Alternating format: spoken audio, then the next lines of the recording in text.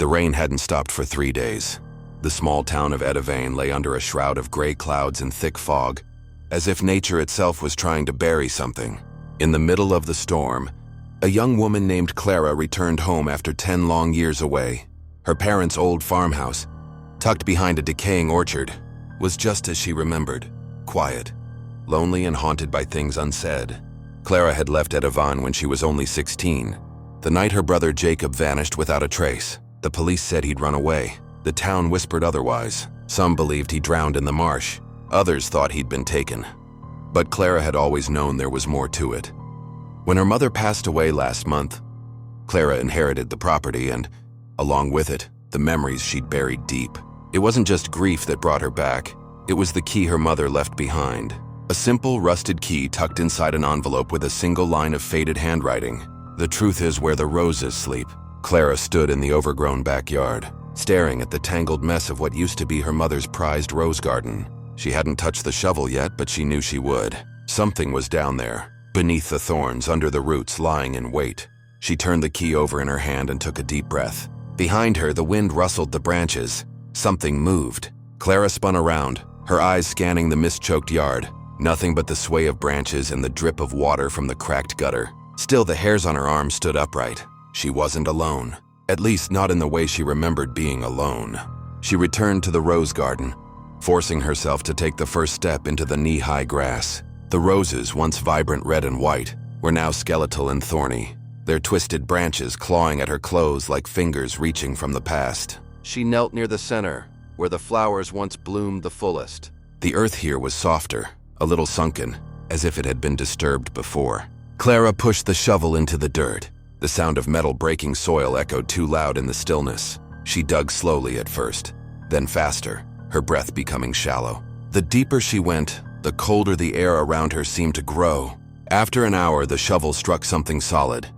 She dropped to her knees, brushing the soil away with her hands until wood appeared, rotted, damp and warped by time.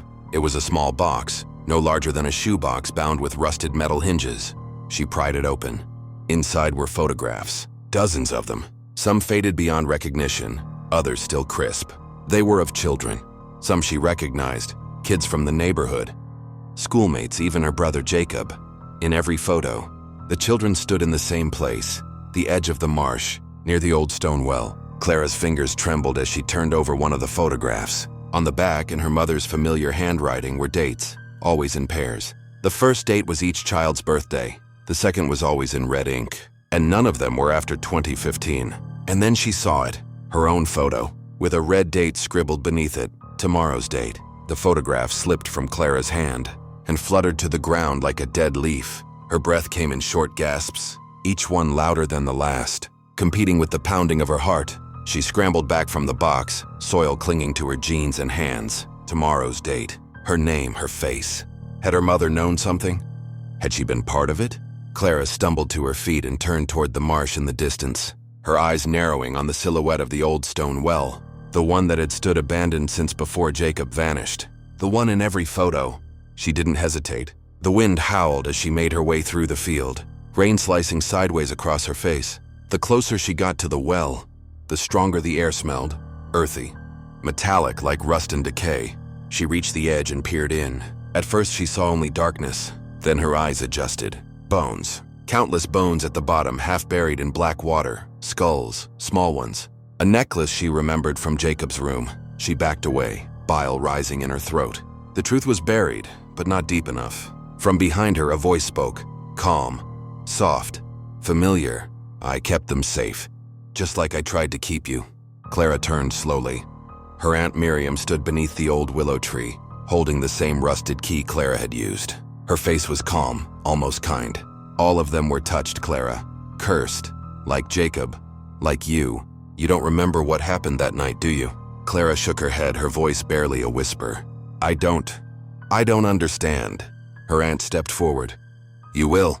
Tonight the last secret ends. You'll remember everything. You'll remember what you did. Lightning tore across the sky, and in that flash, Clara saw her brother standing behind Miriam, soaked, pale, eyes black as the water in the well, and smiling.